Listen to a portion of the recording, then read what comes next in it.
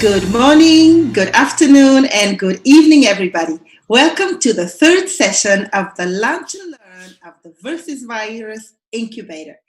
Today, we have prepared for you something really special.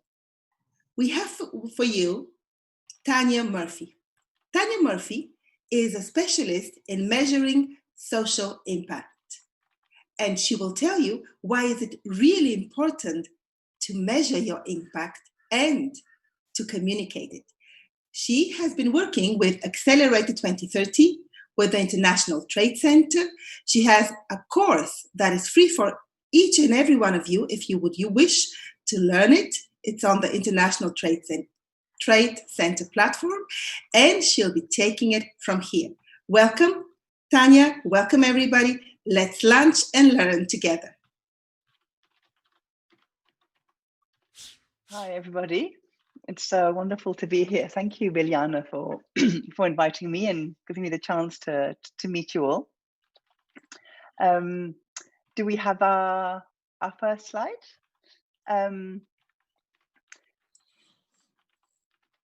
It's coming. Can we see this? Can we see this? Oh, it's coming. Okay. So the purpose for me for the session, as Biljana said, the purpose of today is to look at social impact. I think, from my understanding, all of you want to have socially driven, purpose-driven organizations that you're setting up, and you're all going to face the question of, well, what am I actually doing? What's the actual value that I'm creating in the world? So what my plan for this hour we have together is to briefly go through a few thoughts of mine. So firstly, let's just review why it's important to measure impact. Then I'll present very straightforward methodology for actually doing the measurement. I'm going to use a pretty standard accepted method called the theory of change that I'll talk you through. I'm going, and I'll finish with a few resources that I put together. I'm going to be quite quick on purpose because this is all about your impact. So the third section, what is your impact, is of course by far the most important. So my suggestion is that I'll go through relatively quickly, perhaps keep a note of your questions, and then when I'm done, let's open it up for first questions, anything that wasn't clear. And then I would love it if one or more of you want to volunteer to be a sort of live case study, so to speak, and share what your impact goal is. And we can perhaps work through a few questions that you might want to consider when you're wanting to communicate that impact. Brilliant. Let's jump straight in then. So on to our next slide then. Why do we want to measure impact? So there we go. We want to measure impact.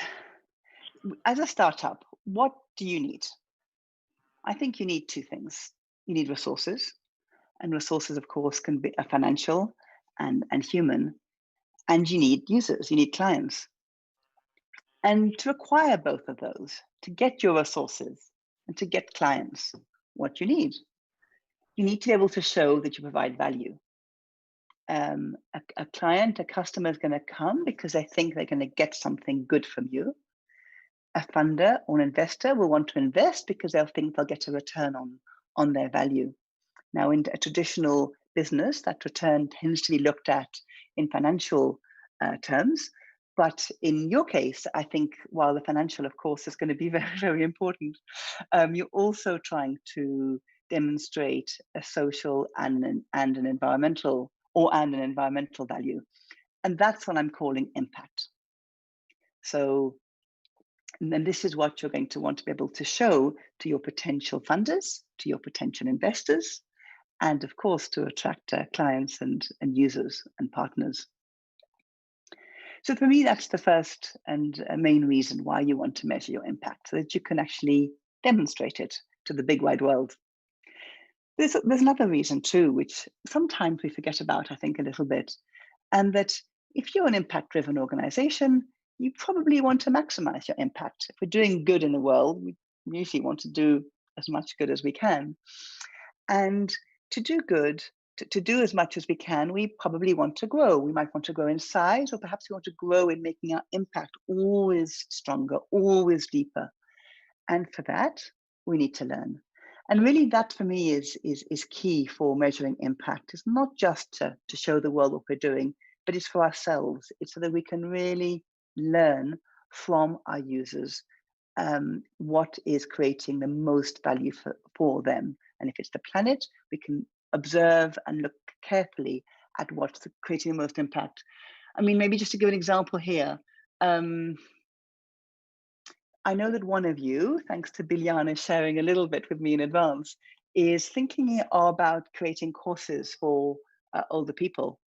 Well, you might find, for example, that one of your courses is having a much greater impact on your user, on the older people. It's really helping them, perhaps if one of your aims is for them to feel less isolated, let's say. Maybe course A is achieving that far more than course B. You might decide, therefore, that even if course B actually has more members on it, you might decide to push course A more in your second round of courses, because you found through your impact measurement that that's the course that has the most impact. So there's a small little example of how impact measurement will lead to an actionable insight, which will lead to the iteration for an even better product. Impact is a word which is bandied about a hell of a lot. What actually is impact? And I think it's helpful to look at it in a little bit more detail, and more detail than I'm going to do right now. And for that, I'm going to send you off to a fantastic website called the Impact Management Project. I believe you will get a copy of these slides, and everything you see here is hyperlinked, so you'll be able to check it yourself. But this project basically has defined impact in all its glory. In very brief, there are sort of five elements that are helpful to think about when you're trying to define exactly what the impact you're having, exactly what is the value, the benefit that you're bringing to the world. So the first dimension is what, which is what is the outcome that you're actually intending to do? What are you doing? How important is that outcome for the people that is experiencing it, or for the planet? Who is experiencing it? In the case again of the older people, it's older people. As others of you might be targeting particularly children, or particularly immigrants, or particularly people with a lower socioeconomic bracket, or perhaps from a different part of the country. How much? The third third dimension is really important. How much are you affecting them? Is it a small intervention, like perhaps possibly dropping a leaflet through the door?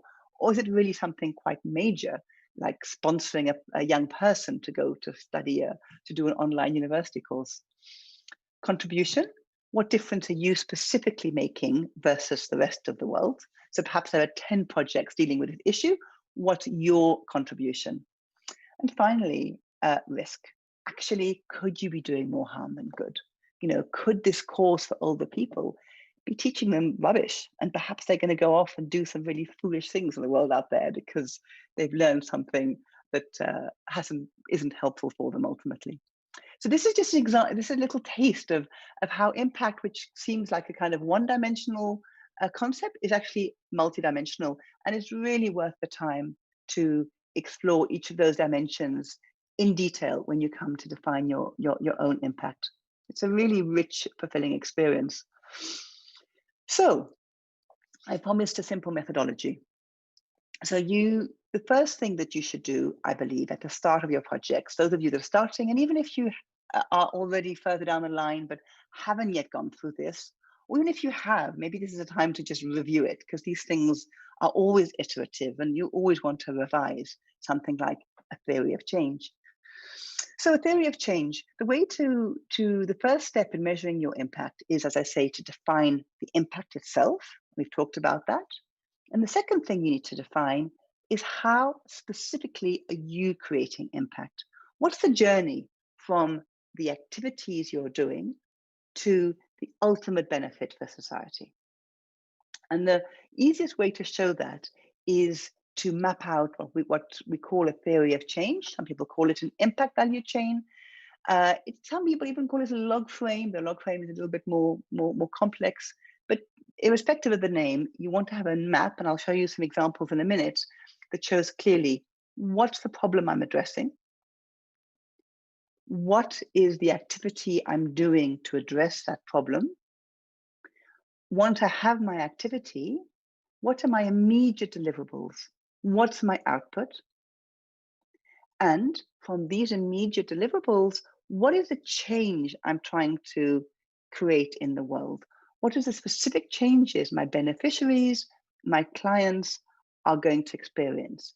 And that's your outcomes. So your outputs are the deliverables, and your outcomes are the changes that come as a result of your deliverables, of your outputs. It's really important to get that differentiation. You'll see why in a minute. Once you've got outcomes, these are the tangible changes that your beneficiaries are experiencing, then you have still the why question. Why do you want them to have those changes? What's the longer term value that you want for the wider community and environment?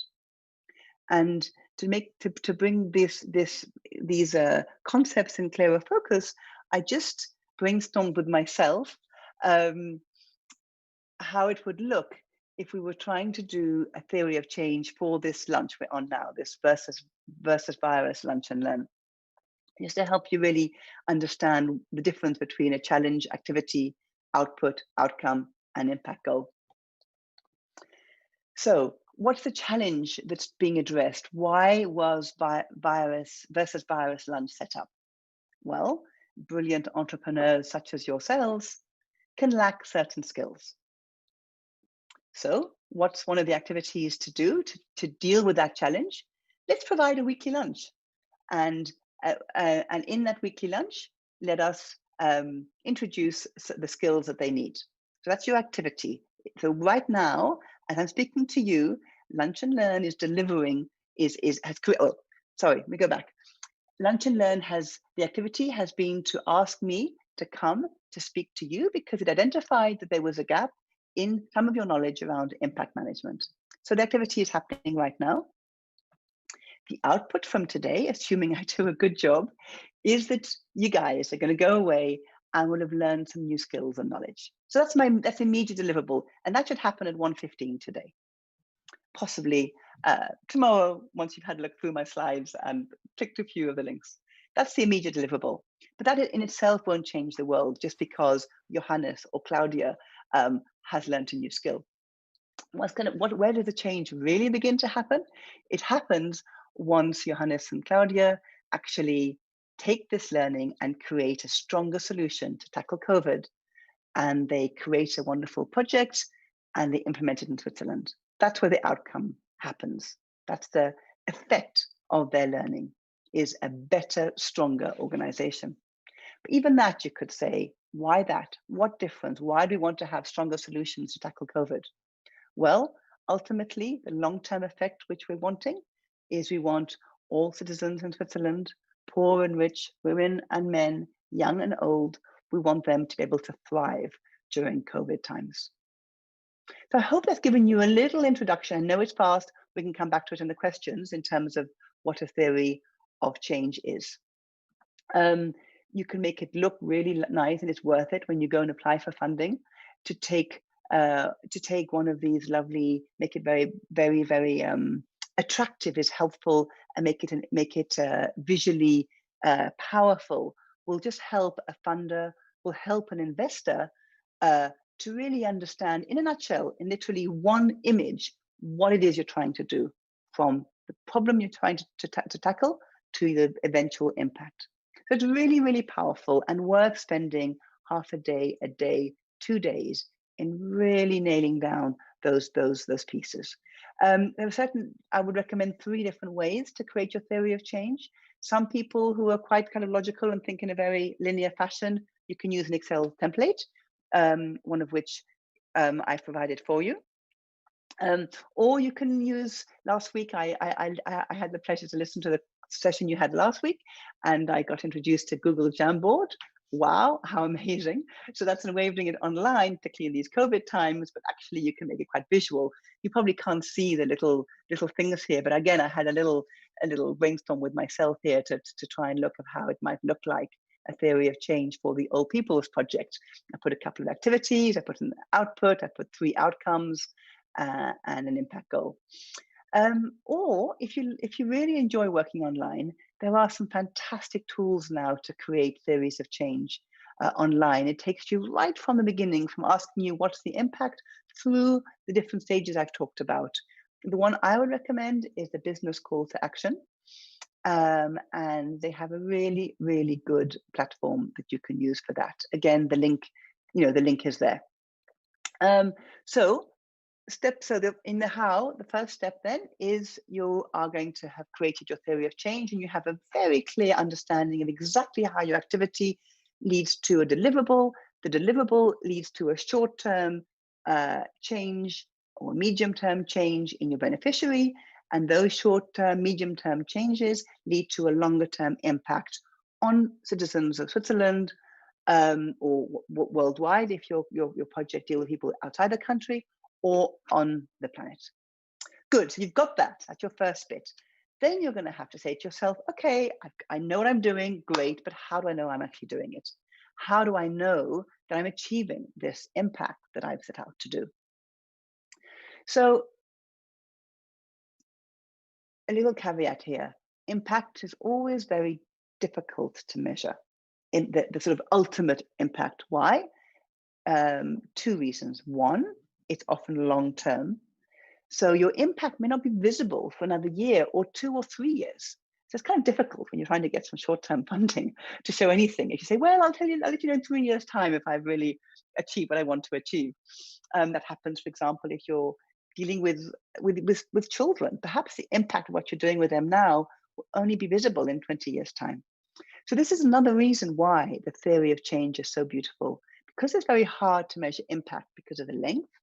It's also hard to measure impact because often there are so many different projects or different factors that contribute towards this larger impact that because it's so difficult to measure for those 2 reasons, what you can say to your funders is, I can measure my outcomes and I can measure my outputs. So you can say to your funders, let me show you how strong my outputs are, how strong my outcomes are, the shorter term changes. And from that, we can extrapolate on the longer term changes. So when you're trying to assess your progress, my recommendation is, don't try too hard with impact. It's going to be really, really hard to do it properly. Focus on your outputs and your outcomes. So how are you going to measure progress towards your outputs and your outcomes? My suggestion is to create KPIs for your outputs and your outcomes, or at least some of them. What's a KPI? KPI is a term borrowed from business, key performance indicators. So what we're saying is, for each output and for each outcome, think, how would I know it's actually happening? So let's take an example. Well,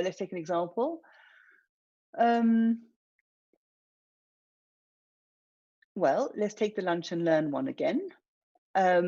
We said one of the outputs we said before was, one of the outputs we said for the lunch and learn was that teams are learning new skills and knowledge. So what would be an indicator for that? An indicator would be, well, extent to which participants are learning new skills, or number of new skills participants are learning over a period of time, would be 2 off the top of my head indicators.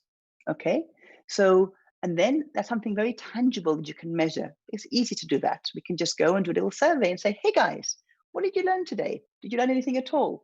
And it can be done over the different sessions. So you could very quickly build up some data on how much you guys are actually learning. Similarly, for the outcome, we could look at in 6 months' time, say, we could look at your projects, and we could say to you, hey guys, look at your project. To what extent do you think that Lunch and Learn has actually helped you to develop this project? So we could have an indicator there around perhaps self-perception of the value of lunch and learn. So KPI is an indicator.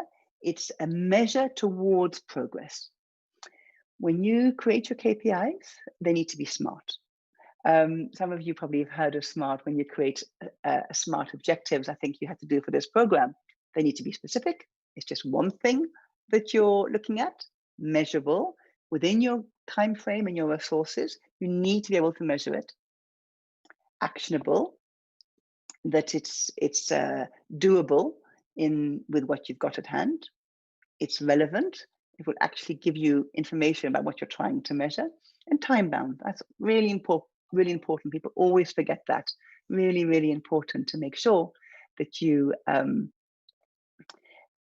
say, for example, if young people have learned something new, well, they've learned it in what time frame? In the last year, in the last quarter, in the last session. It's very important to say what the time frame is in which that you're looking at. Once you have your indicators for your outputs and outcomes, you create what I say the key ones, the important ones. It's very difficult to kind of go around trying to keep track of, say, 10 or 20 indicators and to communicate 10 or 20 indicators. So usually what I would recommend is to choose between 3 and 7. 5 is a nice number, but never more than 7. Really the important ones. What really will show people that your project is delivering what it is out to deliver. So think of what are the most important 3, 4, 5, 6, or 7. Make sure they include numbers, like how many people are you dealing with. Others include depth, to how much are you helping them. Once you've got your KPIs, you want to collect your evidence. Make a plan. I've given you a template for that, and you might find that helpful, the template. The template talks you through, what is the indicator, where is data available, if it already is, where can you get that data from? Perhaps it's already in your registration documents, for example. Perhaps it's in your sales figures. Perhaps it's in the lunch and learn. It could be number of participants that you'd have by just checking your analytics from Zoom. Where do you get your data from? Where will you store that data? And before, where you don't have data readily at hand, such as Zoom participants, I mentioned before, we'd have to actually ask you, to what extent are you learning from this session? We might have to conduct some surveys. What kind of survey? Perhaps an online survey. So all this kind of this thinking, planning process you want to do at the early stages of your project, because if you're trying to get user feedback, it might be helpful to have a baseline. So very important to think about that at the start and not just wait until the end, till a week before you want to put in a funding proposal or a pitch deck for an investor. So use a template and plan it all out. And when you're planning it out, think carefully, onto the next slide here, think carefully how you're going to use the data. Again, I can't stress that more importantly, because you'll want to know what is the data being used for before you decide what to collect and how to collect it. Can we turn to communication, for example? And in my resources, you'll see a fantastic guide that our very own Paulina from the Impact Hub has created specifically for social entrepreneur startups. You'll have to think very carefully, who are you communicating to and what they're going to want. So for example, a funder is going to want something quite visual, probably some fantastic infographics. They'll also want some pretty good data and figures. Whereas maybe a potential client, the general public, might be more into the storytelling, might be less interested in the hard facts and figures, but more wanting a sense of what it is that you're doing, that you're achieving. Your team, on the other hand, will want to know all the nitty-gritty, all the negative feedback, because they're going to want to learn from it and grow as a consequence. So that is the that is how you're going to how you can measure and communicate your impact. I know I really ran through all that. I'm just about to stop. So I would really welcome any questions. Just before we turn over to questions and to try and workshop a little bit some of these concepts and ideas, just want to introduce to you the resources I put together here. I have to say, resources are pretty endless. So this is just a snapshot of what's out there. And every single resource you click on will give you another 50. I started off there with my ITC course, How to Manage Your Social Impact. It will take you between 1 and 4 hours to complete it, depending on how thoroughly you do the exercises. Thoroughly recommend it if social impact is something that you want to do, because I think it will set all this out in much more detail than what I've just done in the last 15 minutes. You'll see there the templates I talked about. You'll see the link for the impact management project I already mentioned. You'll see the link there for the business call to action. Again, I mentioned that, this fantastic platform which will help you talk you through step by step how to create an impact management plan. Paulina's communication guide is there, the step-by-step guidance on creating a communication strategy.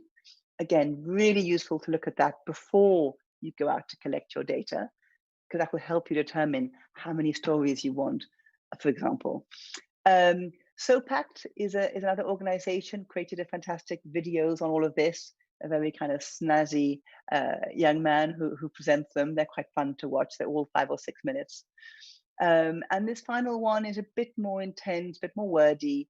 It's an online course that could be helpful if you really want to go into the detail. And then I just put on the side a few examples that I like of theories of change, of impact reports, nice websites. You'll see there also the standard indicator banks, IRIS, SDG targets that you can flick through. Brilliant. So thank you so much. That's also my email address, my LinkedIn profile. If you want to connect with me there, if you have some quick questions after this, please feel free also to shoot me an email. That's my Zoom presentation through. Please let me know what questions you have. And once we've gone through any immediate questions, let's think of a little case study we can work through together. Thank you so much, Tanya. Thank you.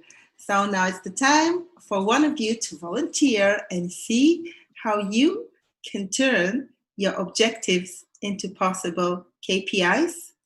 And Tanya will help you with this. So please be brave. But before that, if any questions, I know I went through really fast, please ask me now as well. We can probably get rid of the slide now if you want. We can just have our faces. Hi guys, just to jump in if I may, I have a question actually. So you've put it there really nicely with the different kind of dimensions to have an impact. And like when I defined kind of the impact for our project, it's Box Mio, it's a box to disinfect face masks.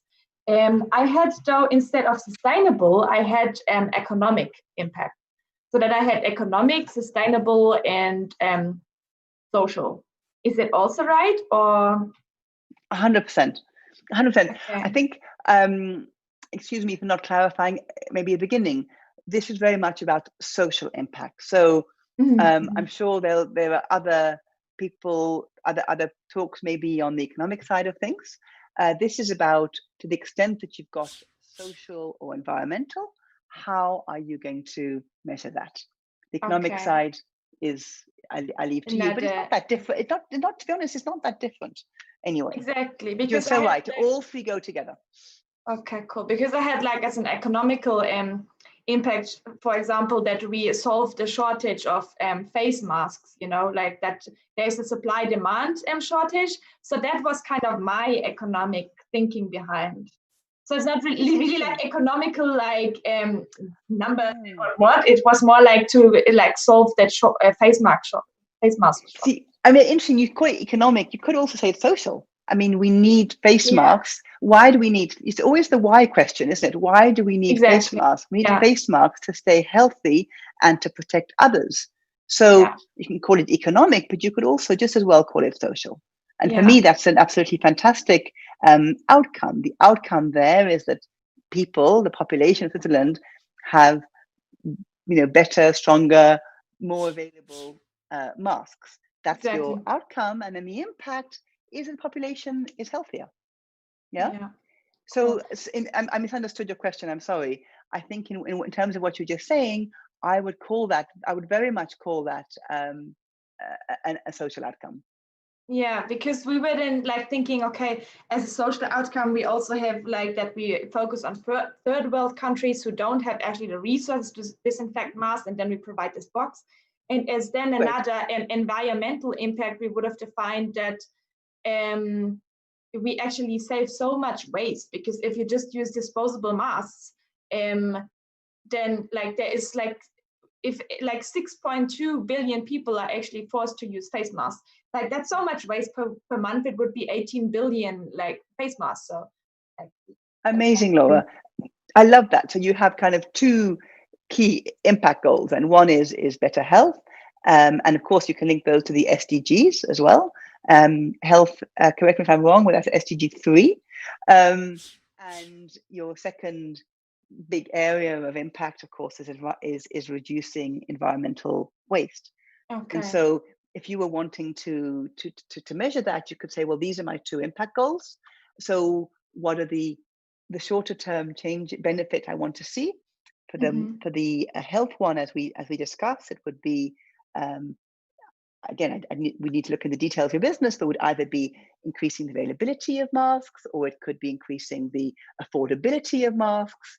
That could be the outcome, couldn't it? More people have masks, whether it's because they're more affordable or more available. And the environmental, your outcome is that people are reusing masks because they like them, because they're good, because they work, and they're not disposing. Okay. And you would then work backwards from that and say, well, what are my immediate outputs? Outputs might be, producing ecological masks. Another output might be distribution. It might be communication.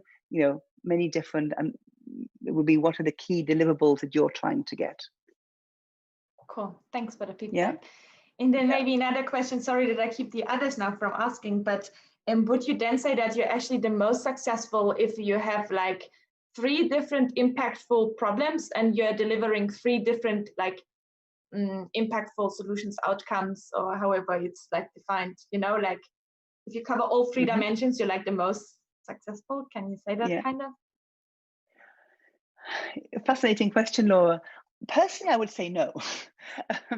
Personally, I think what's important is depth. Yeah, is how much you're impacting something. But it depends, it really depends on your case. I don't think it's important to tick all the boxes. What matters is the quality of what you're doing. If you, in your case, are impacting people's health as well as the health of the planet, I think that's fantastic. And clearly, that's maybe better than someone only impacting health, say. But maybe it's less good than somebody who's impacting health more. I don't really think you can compare it. You're not really comparing apples to oranges. Take an education program. You might benefit 100,000 children with something small, like perhaps a slightly better textbook than they had before. It could be good for them, but it's not going to change their lives. But 100,000 children are being impacted. That's pretty impressive. Yeah. But you might say, I'm going to sponsor 5 brilliant kids to go on to university.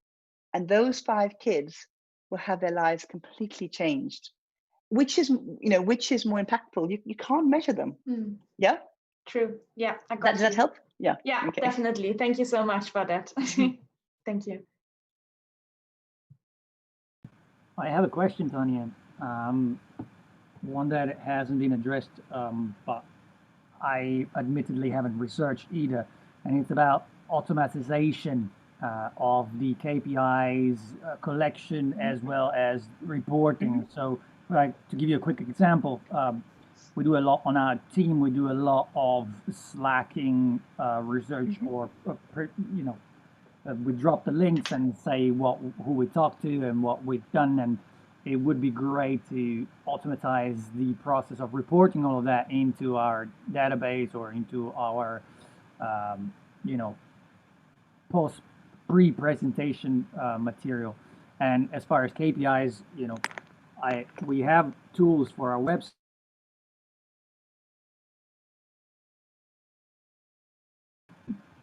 Let's say we create our own target. I'm wondering how we can automatize the process of viewing the results of those targets. Great question, Gab. You're right. I didn't mention it here. There are a lot of bespoke programs out there, as well as sort of off-the-shelf programs that you can use to as an impact management tools out there. I mean, just to name a couple, I think I mentioned SOPACT at one point. They have a cloud platform, which is a way of automating data gathering and then producing data for your KPIs as a result. Can you please the business spell that? call to action. Sorry? Do you mind spelling that? SOPACT? Oh, sure. SOPACT. SOPACT. CT. Okay. SOPACT. That's one. The business call to action. So business call to action. Impact platform, I think they're called. I forgot the name now, it escaped me, but it's one of the links I gave you. That link I gave you to create your theory of change online, they call it impact value chain, but the same thing. They take you the whole way through. They take you from creating the impact value chain to creating your indicators. They include the indicator banks for things like the SDGs and IRIS. And then they have a data collection methodology as well that you can tag into that. That's another one from closer to home in terms of Impact Hub. We have Vera Solutions, VERA, Vera Solutions. Zach Kaufman, who's a good colleague of ours, has created also a platform for impact management. So there is a lot. Gab, I see from your name, I hope that's your name. There is a lot out there. I mean, I didn't mention it, I suppose, because I'm on an understanding that the projects within HERA are on the sort of startup phase. But certainly that's something to consider when you're ready for that. As much as you can automate, the better it is. Don't forget, though, as well, for those of you that aren't ready to invest necessarily in a bespoke platform like that, Excel is pretty amazing. Don't they say that we use 2% of Excel's capabilities? I mean, you can create the most amazing tools and functionality from Excel. I'd be amazed, if many of you couldn't do that. You might need some help from a, Excel specialist to get it going. But once you've created it, it will be there. It will create beautiful graphs for you, and it will create probably everything you need in the early stages of an organization. So don't underestimate Excel as well. Thank you, Tanya. Pleasure. Thank you.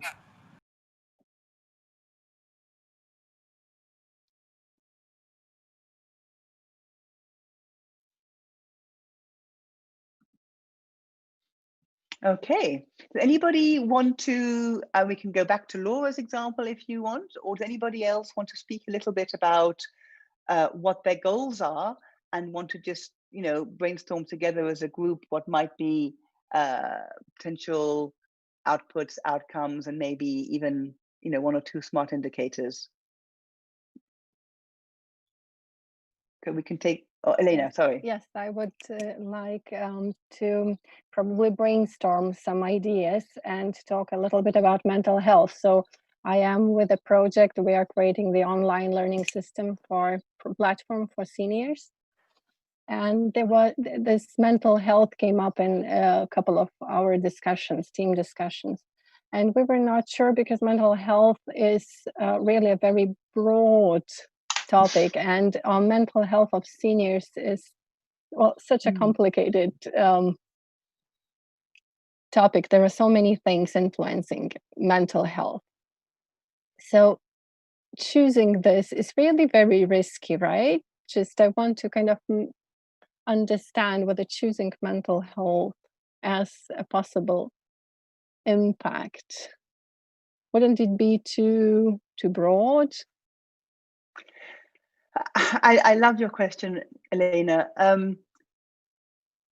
You can always cut a cake in many different ways, but the way comes to my mind for this is no, it's not too broad, because your impact, as I mentioned before, it can be as broad as you want. Your impact can be to make the world a better place. I mean, it can be as broad as that.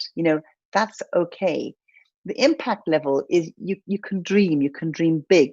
You want to dream big, because ultimately, why are you here, Elena? Why do you care about this? I'm guessing you care about this because you care about the well-being of older people, and mental health is, of course, a key part of well-being. So don't be shy of that if that's what makes you passionate. So maybe before I continue answering your question, maybe just say to us, Elena, why are you doing this? What makes you passionate? You mean why I'm with the project? Yeah. Why are you doing it? What makes you passionate? What do you want to change in the world? It's to give really access to seniors to lifelong learning possibilities that they really lack. Why? Why do you want to do this? Because that adds up to their well-being. Well, there you are. You see, and what's a key part of well-being? Mental health. Yeah. Yes. So yes, your impact is well-being and mental health. Mm-hmm. So, but you're 100% right. You as a small startup can't begin to start measuring accurately the mental health of your users, can you? That would be in itself a whole project. Exactly. And you're going to probably have a budget 4 times the size of your current budget. But this is where the theory of change is so wonderful. What can you measure? How far can you go in measuring? I'm guessing that you can probably go as far as measuring the satisfaction your users have had with the course. Okay, that shouldn't be hard for you to measure that. Would you agree? You could measure. Satisfaction. You can measure that, can't you? Yeah, you can measure. You can also both tangibly and intangibly, in terms of you can ask people, did you like it, on a scale of 1 to 10 or whatever. But also you can see repeat. You could have a very you could have a tangible indicator there, repeat users. So if after you do 1 round of courses, your second round of courses, you see that 80% of your users from the first round come back to another course, that tells you, doesn't it, more than any number of words, that those people got value from your course. Yeah. Mm. If nobody come back again, you probably want to start asking yourself a question that perhaps there's something that's not working in your course. Okay. So basically, you can show that your users are getting value from the course. You agree with me so far? Yeah. I'm taking a few steps here. Yeah. Mm-hmm. Okay. I'm guessing that you could probably find within 1 hour 10 studies online that tell you that when older people learn something new, get satisfaction from doing something, that person's well-being is going to increase, that their mental health will increase. Okay. Mm-hmm. So if you can show that they're getting value from your courses, that they're enjoying them, mm-hmm. then you can extrapolate and say, we know that when somebody learns something new, we know it from study X, Y, and Z, and you quote those studies, their mental health will be better. That's what I thought. Yeah, that's what I thought. Probably like finding the scientific background. Exactly. And going from there. Mm-hmm. Yeah. So you measure what you can measure, and then the rest you can infer. So that's why in the theory of changes, you often have assumptions, and that's very important. So in your diagram, I personally don't like people who put assumptions because it becomes really messy. But I love what they call a narrative theory of change. So put down your lovely diagram and make it look amazing, and then describe it and say, in your narrative theory of change, these are the outcomes we're going to get, that older people are going to feel satisfied. They're going to feel their confidence is going to be increased. That again, you can measure probably quite easily. They're going to have a greater sense of community because they're going to forge, relations online. Okay, those are your outcomes, which you can measure because you can see how many people are communicating with other people online. And then you can say, my assumption is that once these 1, 2, 3 things have happened, that will impact mental health. Mm-hmm. And this is the basis of my assumption. You know what I'm saying? Yes. So that's the main bit. Just to finish, I will add that self-reported feedback is very valuable and is well respected. What I mean by that is if you go and ask people, do you feel better as a consequence of taking my course? And if they say yes, that is valuable data. You can use that data. Yeah. Now, when you do self-reported data, what's important is you have to have a high response rate, because normally, think of yourselves, when you tend to answer surveys, you tend to answer surveys when you're either really, really cross with something, really angry, or on the other hand, you've really got a huge amount of benefit. Yeah. So if you have 100 participants and only 10 of them answer and say, we had a great time, you probably have to use that a little bit carefully. You could use a story perhaps as an anecdote or storytelling, but you couldn't say, 100% of our respondents find our courses fantastic. Yeah. And it's really helped them feel better, because only 10 out of 100. So if you do use self-reported data, and you can ask questions about mental health, as long as you do it sensitively, and if you get a high response rate, you can use that data too. So you could, while not conclusively saying our courses impact mental health, you could say that from the reporting we've had from our users, this is having an impact on their mental health. Okay, so that's a kind of a two-pronged approach. Summarize, you measure your outcomes, and then show your assumptions on how outcomes lead to impact. That's the first bit. And the second bit, to the extent that you can get a sense of impact, you can use self-reported data as long as you have a high response rate. Thank you. Yeah. Biljana, are you checking the chat? Should I be checking that, or are you checking that? Will you check it for me? Okay. There's nothing in the chat, so okay, can I good. invite, if you want, to post something in the chat, or better, unmute yourself and talk to Tanya. So we have 10 minutes left, so we can have one more kind of case study. If one of you wants to introduce what they're doing and wants to just chat it through, or any particular issue, perhaps some of you already, and we've talked about planning here. Maybe some of you already are doing some impact measurement and measuring things. If you are, please maybe tell us how it's going and any sticky points that you've got that might help others.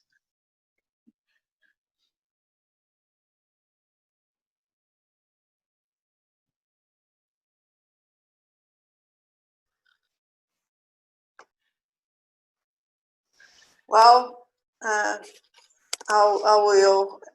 We are just starting actually next week to do this survey, and this was a very interesting class to join and to have learn how to do it and how to prepare ourselves better and try to ask the questions that really matters to us, to our project.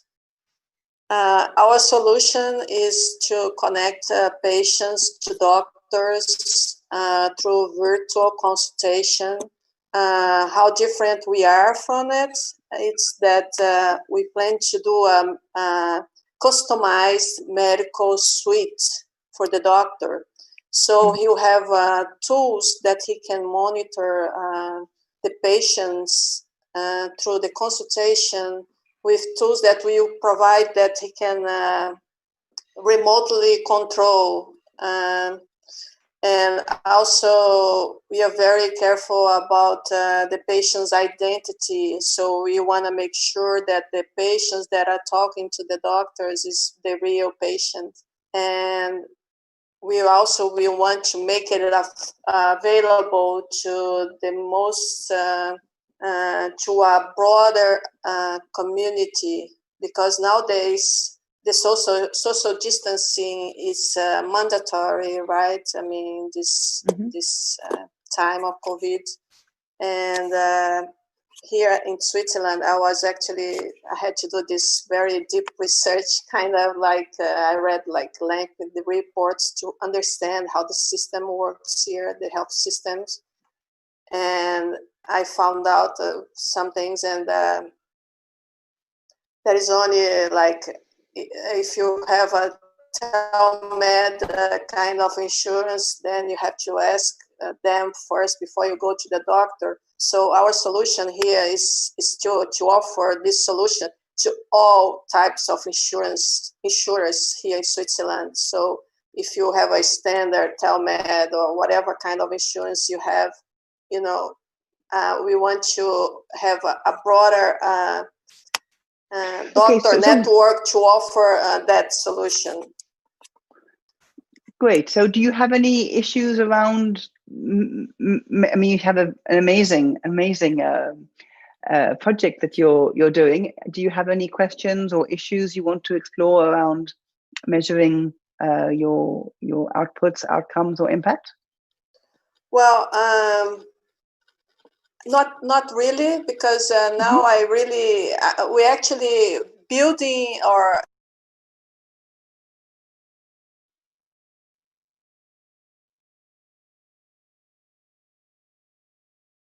I think have we lost Claudia? Claudia, we can't hear you. Okay. Well, while we're waiting for Claudia to come back in, anybody else want to share?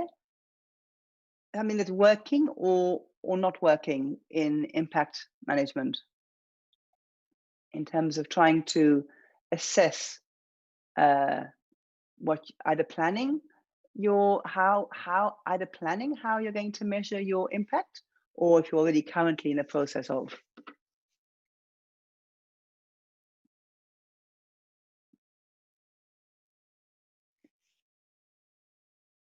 Biljana, you're also welcome to jump in if you want.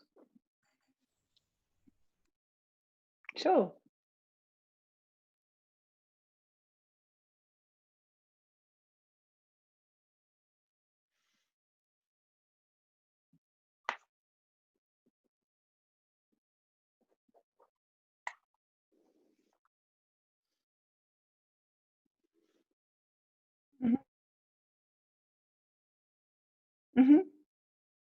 I mean, to be honest, I'm not an expert on that, but yes, I can't see who's actually speaking right now. Some reason, but it's Daniel. Daniel is speaking. Daniel. Okay, Daniel speaking. Yes, Daniel. I'm not. That's why I can't see you then. I'm not an expert on that, but totally, these things are all linked together. And when you have your KPIs, you're going to have a combination. I mean, I spoke about impact KPIs, but you're going to combine them with your economic ones, and your ESGs will fit in there together with SDGs if that's what you want to look at. So these things are not separate; they're all together. I just happen to be talking about one particular aspect today. I just quickly want to jump in and clarify the question, give another answer to Laura. Laura was asking about her social impact and her economic impact. And what comes to my mind is that, in fact, you can apply for different funding from different entities. You can apply with your social impact goals for social funding, and then economic impact for economic, other type of, like you can go to investors with them. And that's really a valuable thing to keep in mind, just to make sure that there are different options out there. Yeah, that's great, Biljana. That's really nice. Yeah. That's really a great hint. And therefore then just like adjust kind of like the impact reason to like the person you're speaking to. When it comes now to funding, it's actually a really interesting point.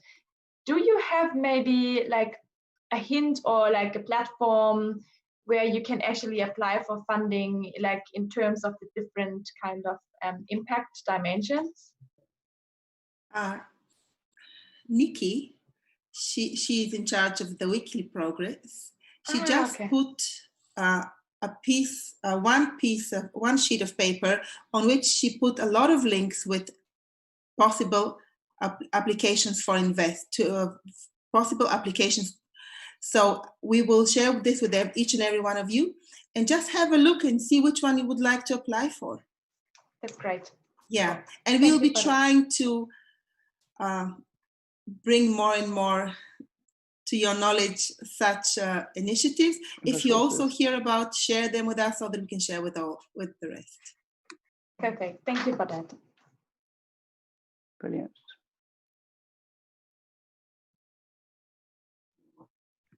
So, Liana, one more question, okay? So, because you were talking about this, finding funding for social impact and economic reasons. So, we are in this situation and talking about that in our team a lot. So, and experience also tells me what you just said. So there's some funding organizations, they insist on also a certain entity of your company or organization. So some of them say you have to be a association, and for others that wouldn't be a possibility. So and I know there are some companies and organizations that have this kind of dual existence. So what's your opinion about that? I don't think I know enough to have an opinion, but I do know that certain organizations have both entities and go for the social funds through the non-for-profit entity, and then do all the rest through their for-profit entity. So it's a question of how you feel about it and how you want to go about it. What I can tell you, though, is that next time we are going to have Thomas Hua, who is a legal expert, and he's versed very well to answer all those questions. He's the one who helped Impact Hub and Geneva and Impact Hub Lausanne establish themselves legally. As far as I know, they both have this double structure. So he will be the right person to talk to you. And you can post, actually, if I've already posted in the Slack, in the Lunch and Learn, all his details, because he invites you to send him your questions so that he can prepare his presentation based on your questions. So once again, next time we are having Thomas Hua, a lawyer, who will be able to answer all those questions. Do take the opportunity to write to him if you want his presentation to answer exactly what you need to learn. Does this help? Okay, I think time's up. Thank you very much, Tanya. Thank you for this brilliant and put in simply words presentation. And thank you for all the inspiration you brought to our participants. Seemingly measuring impact is a very relevant topic. And all of you, thank you for being here. I will encourage you to get in contact with Tanya and keep on your conversation with her, because she can help you a lot. And I hope to see you next time. Have a lovely afternoon and see you next Friday. Bye-bye. Thank you so much. Bye-bye. See you. Thank you all.